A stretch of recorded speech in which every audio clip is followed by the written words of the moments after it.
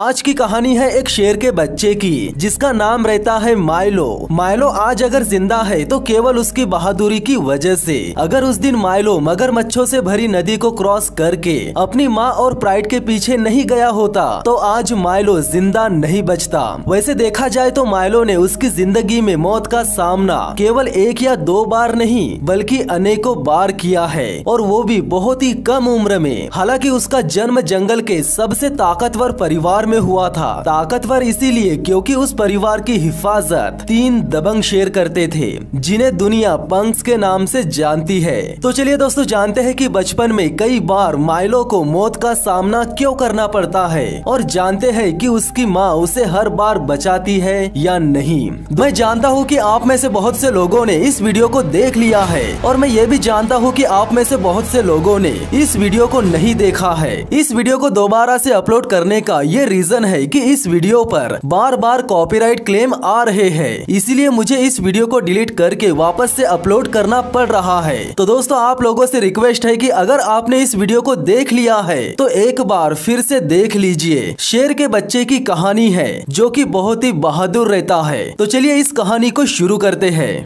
दोस्तों मेरे चैनल पर 2 लाख सब्सक्राइबर पूरे हो चुके हैं, और ये आप लोगों की वजह से ही पॉसिबल हो सका है। तो फटाफट आपके मन में जो भी सवाल है कमेंट्स में करिए, क्योंकि मेरा दूसरा या तीसरा वीडियो Q&A पर आने वाला है जिसमें मैं आप लोगों को बताऊंगा कि मैंने किस तरह से इस फोन से 2 लाख सब्सक्राइबर पूरे किए हैं। इसके अलावा आपके जो भी क्वेश्चंस होंगे उन सभी क्वेश्चंस के आंसर आपको मिल जाएंगे। तो चलिए इस वीडियो को शुरू करते हैं। माइलो का जन्म मवाम्बा प्राइड में हुआ था, और इस प्राइड में टोटल 20 शेर है, जिनमें से 3 शेर सबसे ज्यादा ताकतवर है जिन्हें पंक्स के नाम से जानते हैं। इन तीनों शेरों का नाम है मोहवक, एक्सल और स्पाइक। लुएंगवा वैली में इन 3 दमदार शेरों के एक साथ होने का सीधा सा मतलब है कि कोई भी बाहरी शेर इन तीनों से सीधे भिड़ने की कोशिश बिल्कुल भी नहीं करेगा। यानी इन तीनों के एक साथ रहते पूरा का पूरा प्राइड सेफ है। हाल ही में इस प्राइड की मोपानी नाम की शेरनी ने 2 बच्चों को जन्म दिया है, जिनमें से एक फीमेल है और उसका नाम है पॉपी, और दूसरा बच्चा मेल है जिसका नाम है माइलो। इन बच्चों के लिए सबसे अच्छी बात ये है कि इन्होंने लुएंगवा वैली के सबसे ताकतवर प्राइड में जन्म लिया है, जिसके चलते इन्हें फ्यूचर में ज्यादा खतरों का सामना नहीं करना पड़ेगा। लेकिन वक्त कब और कहां पलट जाए ये कोई नहीं कह सकता था। हर बच्चों की तरह इन बच्चों को भी ना कल की फिक्र थी और ना आज की। ये तो बस खेल कूद में ही अपना वक्त बिताते हैं। हर बच्चों की तरह ये बच्चे भी अपने परिवार के लिए बहुत इम्पोर्टेंट है। बहुत इम्पोर्टेंट इसीलिए क्योंकि छोटे बच्चों में से केवल यही 2 बच्चे बच पाए हैं। अक्टूबर के महीने में लुएंगवा वैली में गर्मी हद से ज्यादा बढ़ जाती है, जिसके चलते परिवार के लिए छोटे बच्चों की परवरिश करने में काफी दिक्कत होती है। गर्मी के अलावा इन बच्चों को दूसरे शिकारी जानवरों से भी खतरा रहता है। भले ही जंगल में शेर चाहे कितना ही ताकतवर क्यों न हो, अगर शेर के बच्चे किसी लकड़बग्घे या तेंदुए के हाथ लग गए तो वे उन बच्चों को बिल्कुल भी जिंदा नहीं छोड़ेंगे। तेंदुए इस बात को बहुत ही अच्छे से जानते हैं कि शेर उनके लिए कितना बड़ा खतरा है, और वे ये भी जानते हैं कि शेर का बच्चा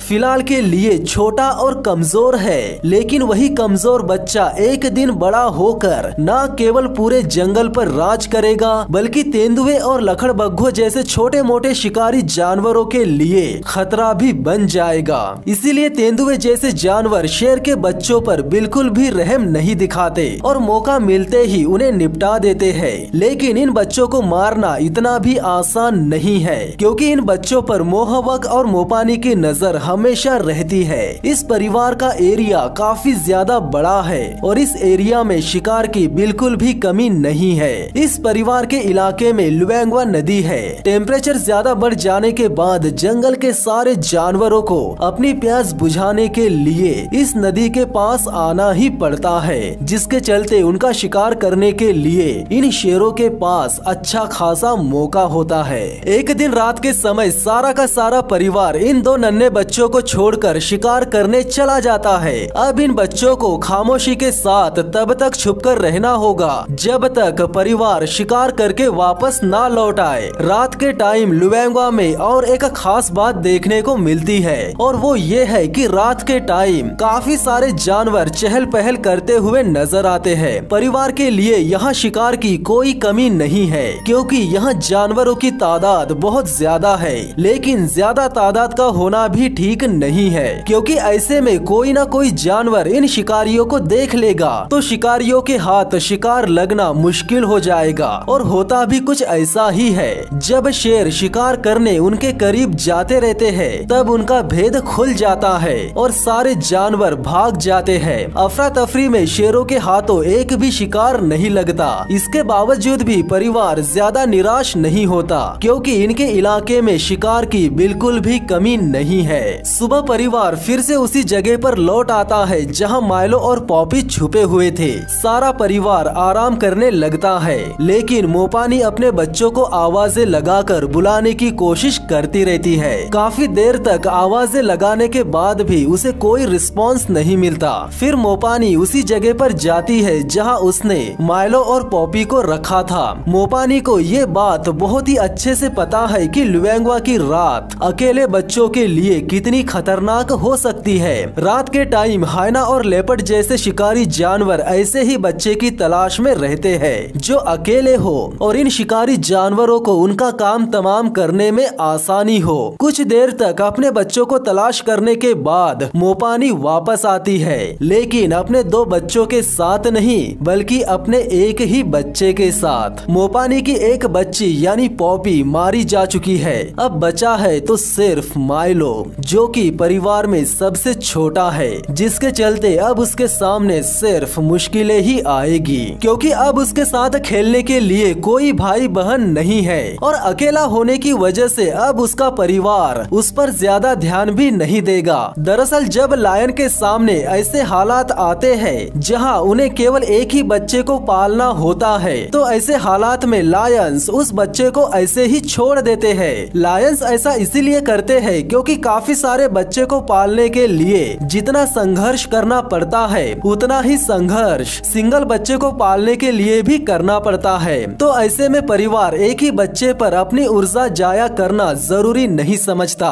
और कुछ ही दिनों बाद माइलो के साथ कुछ ऐसा ही होता है। यानी माइलो के प्रति परिवार का नजरिया पूरी तरह से बदल जाता है और जो परिवार पहले उसकी रक्षा करता था वही परिवार अब उसे तंग करने लगता है और ये तंग करने का सिलसिला आगे कई दिनों तक ऐसे ही चलता रहता है। लेकिन मोपानी अपने बच्चे को परिवार में से तंग करने वाले शेरों से बचाती रहती है, लेकिन कभी कभी मोपानी भी माइलो से तंग आकर उससे दूर रहने की कोशिश करती रहती है। अपनी बहन के जाने के बाद से माइलो को कुछ समझ में नहीं आता कि उसका परिवार उसके साथ ऐसा क्यों करते रहता है। पहली बार उसे अपने ही परिवार वालों से डर लगने लगा है, लेकिन ये तो सिर्फ एक शुरुआत थी। असली कहानी तो अब शुरू होगी क्योंकि अब माइलो के पिता केवल उसे ही नहीं बल्कि पूरे के पूरे परिवार को ही छोड़कर चले जाते हैं। प्राइड के रक्षकों के चले जाने का सीधा सा मतलब है कि अब इस प्राइड के दिन बद से बदतर होने वाले हैं। पंक्स इन शेरनियों को छोड़कर दूसरी शेरनियों के पास जाना चाहते हैं और इसके लिए पंक्स अपने इलाके की सीमा भी पार कर लेते हैं। नए इलाके में जाते ही वे वहां दहाड़कर ये ऐलान कर देते हैं कि अब ये इलाका उनका है। खास बात तो ये रहती है कि इस इलाके में उन्हें टक्कर देने वाले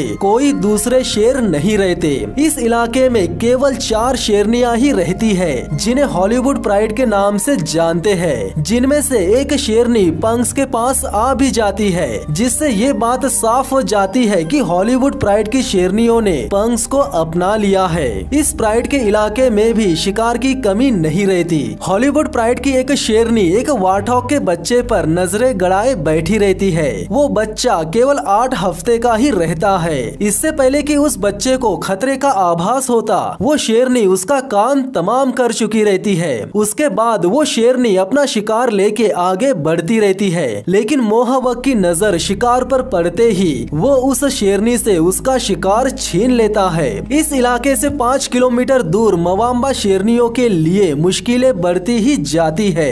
एक तो इन शेरनियों के रक्षक इन्हें छोड़कर चले गए हैं, दूसरा कि इन्हें खुद का पेट भरने के इसके अलावा 6 बड़े बच्चों और माइलो के लिए खाने का इंतजाम भी करना है। हालांकि इस मौसम में इनके आसपास जानवरों की भरमार है, इसके बावजूद भी ये लगातार शिकार करने में असफल हो रहे हैं। अगर कुछ दिनों तक ऐसा ही चलता रहा तो मोपानी माइलो को दूध भी नहीं पिला पाएगी।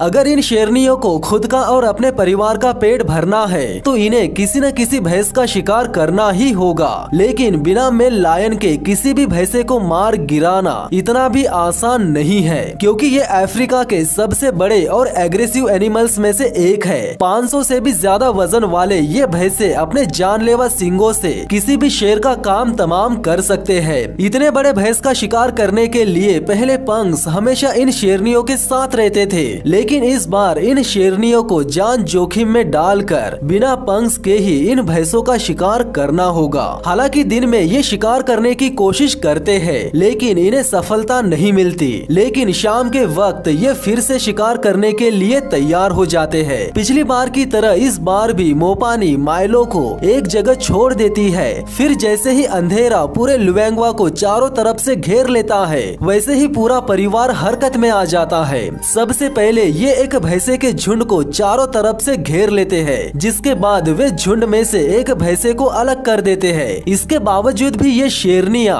उस भैंसे का शिकार नहीं कर पाती, क्योंकि वो भैंसा इन शेरनियों का सामना करके किसी न किसी तरह अपने आप को बचाने में कामयाब हो ही जाता है। सुबह होते ही माइलो अपने छुपने वाली जगह से बाहर निकल आता है। वो अपनी जिंदगी से तंग आ चुका है, क्योंकि उसके साथ खेलने के लिए दूसरा कोई भी बच्चा नहीं है और उसकी बहन भी मर चुकी है। तो वो अकेला ही बाहर निकलकर कुछ न कुछ करते रहता है कि तभी एक फीमेल लेपर्ड की नजर माइलो पर चली जाती है। माइलो अपनी ही धुन में रहता है और इधर वो फीमेल लेपर्ड माइलो का शिकार करने के लिए जैसे ही आगे बढ़ती है कि तभी माइलो का परिवार उसके पास पहुंच जाता है, जिसके बाद वो लेपर्ड वहां से चली जाती है। माइलो के परिवार ने सही वक्त पर आकर उसकी जान तो बचा ली, लेकिन कहीं न कहीं माइलो और उसके परिवार के बीच की दूरियां बढ़ती ही जा रही है। ऐसे में वो फीमेल लेपर्ड माइलो को मारने के लिए दोबारा से आ सकती है। कुछ दिनों बाद लुएंगवा में बारिश शुरू हो जाती है, जिसके चलते अब मवामा प्राइड की शेरनियों के लिए शिकार करना और भी ज्यादा मुश्किल हो जाता है, क्योंकि जब तक बारिश नहीं थी तब तक जंगल के सारे जानवर नदी के आसपास ही रहते थे, जिसके चलते उन्हें पकड़ना शेरों के लिए आसान हो जाता था। लेकिन अब बारिश के आते ही जंगल के सारे जानवर इधर उधर फैल गए हैं और वे अब इतनी आसानी से शेरों के हाथों नहीं लगने वाले। ऐसे में इस परिवार के पास केवल एक ही रास्ता बचता है और वो है भैंस का शिकार करना,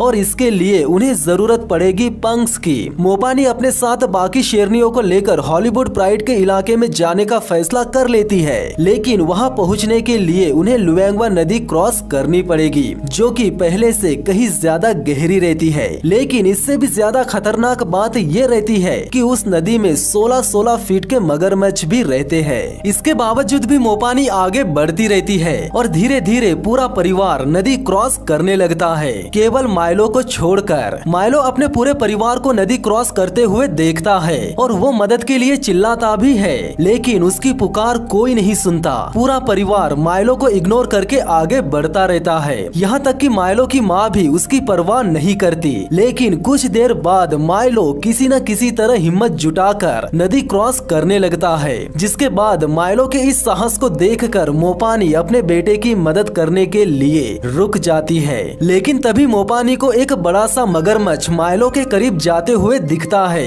माइलो तो स्पीड से नदी क्रॉस करके अपनी माँ के पास जाते रहता है, लेकिन मोपानी को डर रहता है कि माइलो मगरमच्छ के पकड़ में ना आ जाए। माइलो जैसे जैसे आगे बढ़ता रहता है वैसे वैसे पानी और ज्यादा गहरा होता जाता है, फिर भी माइलो हार नहीं मानता और आगे बढ़ता रहता है कि तभी एक बड़ा सा मगरमच्छ माइलो के करीब आ जाता है। लेकिन मोपानी से अपने बच्चे के तरफ बढ़ते खतरे को देखकर रहा नहीं जाता और वो माइलो को बचाने के लिए मगरमच्छ के सामने आ जाती है और उसे डरा धमकाकर भगा देती है, जिसके बाद वो अपने बच्चे को लेकर पानी से बाहर निकल जाती है। ये माइलो के लिए एक नई जिंदगी की शुरुआत है। माइलो इस मौत के मुंह से तो बाहर निकल गया, लेकिन आगे और एक बड़ी मुसीबत उसका इंतजार कर रही थी। दरअसल परिवार को आगे बढ़ने के लिए एक ऊंची चढ़ाई को पार करना था। यहाँ परिवार के सारे बड़े शेर इस चढ़ाई को पार कर लेते हैं, लेकिन माइलो इतना छोटा रहता है कि वो इस चढ़ाई को बिल्कुल भी पार नहीं कर सकता,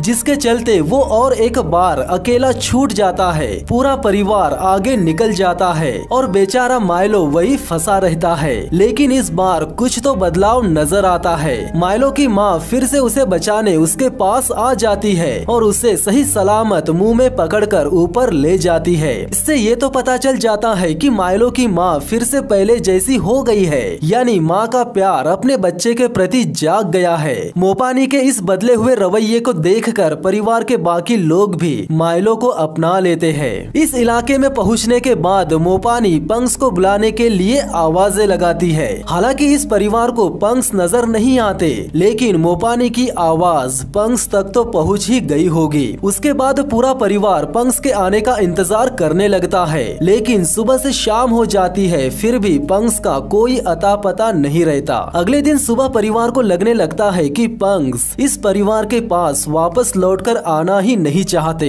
लेकिन कुछ ही देर बाद उन्हें एक जानी पहचानी आवाज सुनाई देती है और वो आवाज रहती है मोहवक की, और उसी के पीछे पीछे एक्सल और स्पाइक भी आ जाते हैं। पंक्स एक हफ्ते से गायब थे, इसीलिए परिवार उन्हें देखकर बहुत खुश हो जाता है और आखिरकार ये अधूरा परिवार पंक्स के आने के बाद पूरा हो जाता है। पंक्स के आने के कुछ देर बाद ही वे सब वापस अपने इलाके में चले जाते हैं, जिसके बाद परिवार की शेरनियां पंक्स की मदद से एक भैंसे का शिकार कर लेते हैं और कई दिनों बाद उन्हें सुकून से खाने को मिलता है। अब मोपानी निश्चिंत होकर माइलो की परवरिश कर सकती है। बीते कुछ दिनों से माइलो को बहुत सी मुश्किलों का सामना करना पड़ा था। अगर माइलो उन मुश्किलों के सामने हार मान लेता तो आज वो जिंदा नहीं होता। माइलो आज अगर जिंदा है तो केवल अपनी बहादुरी की वजह से, जिसके चलते उसे उसका परिवार भी वापस मिल गया। अब उसकी माँ भी उसकी अच्छे से परवरिश कर रही है और परिवार की कुछ फीमेल लायनेस भी पेट से है, यानी कुछ दिनों बाद परिवार में माइलो के साथ खेलने के लिए और नन्हे नन्हे बच्चे आ जाएंगे,